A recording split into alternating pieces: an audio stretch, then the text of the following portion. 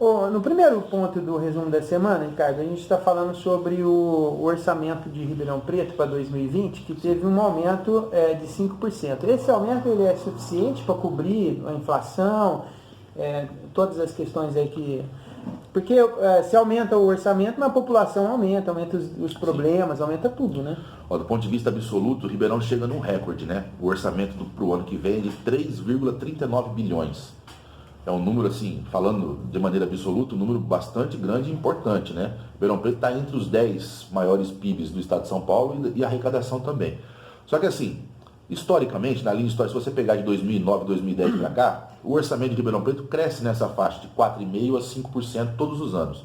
Só que também cresce a despesa. Então, a despesa e a receita, elas vão empatando. E isso impacta na capacidade de investimento do município. Em moradia, em saneamento básico, ou seja, tudo que o município, em educação. Então, isso vai sendo impactado, né? E apesar desse número absoluto ser bastante grande, do ponto de vista da execução, ele fica complicado porque receita e despesa acabam empatando. Mas, assim, números absolutos importantes, Paulo, que a gente dá aqui na nossa reportagem, ó. Saúde, para o ano que vem, vai ter 650 milhões de orçamento. Educação, 540 milhões. 300 milhões para o Instituto de Previdência. 145 milhões para a Secretaria de Obras. 650 milhões para a autarquia, como da ERP e CODEP, a gente vai falar da CODEP daqui a pouco. E 73 milhões para a Câmara de Vereadores, naquele debate que a gente fez de redução de vereadores, mas não reduz a verba que vai para a Câmara, né? E um dado importante... 290 milhões para as despesas de capital, que significa rolagem e pagamento de juros da dívida pública ribeirão-pretana. Ricardo, essa discussão de orçamento ela é muito complicada, porque os números eles são muito difíceis da gente mensurar o que é capaz de ser feito com isso. Mas uma coisa que eu queria que você comentasse, a lei do teto de gasto, que foi aprovada recentemente na Câmara, que a gente achou, a gente lutou muito para que não acontecesse, ela já começa a ter reflexo no município. Porque embora os números sejam altos, eles também não são capazes de acomodar todo o trabalho que a administração pública tem que exercer no município, não é? Sim.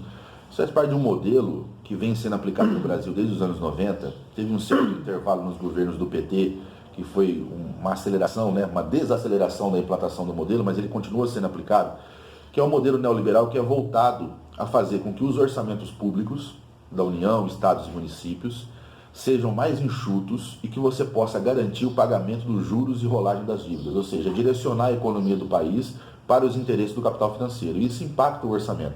Já impacta o orçamento dos municípios desde a lei de responsabilidade fiscal, que coloca um teto ali de contratação de funcionalismo e de gasto, só não coloca o teto para o pagamento das dívidas. Então, todo o resto coloca teto. E agora, no governo Temer, se estabeleceu a lei do teto de gastos por 20 anos, impactando inclusive saúde e educação. Isso é um absurdo. Por quê? Porque o investimento, o PIB de um país, de um estado, de um município, ele é calculado pelo consumo das famílias, pelos investimentos privados das empresas e pelo investimento público.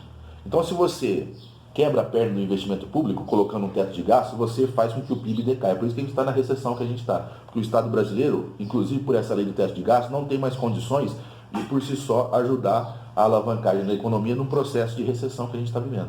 E aí mesmo quando, por exemplo, você observa que tem 5% de aumento do orçamento público, mesmo assim a administração diz o seguinte, não, funcionalismo, sem aumento nenhum, porque não teve aumento da receita suficiente para poder, né, aquele teto de gastos e do funcionalismo poder cair uma porcentagem limite para poder fazer a contratação de funcionários. Por isso, mas também tem outra coisa, né, Paulo Honório? A prefeitura alega isso, só que não há transparência. Você falou que o orçamento é uma coisa complicada, a gente tem dificuldade para entender, quem está nos assistindo tem dificuldade para entender, e quando a coisa não é transparente é pior ainda.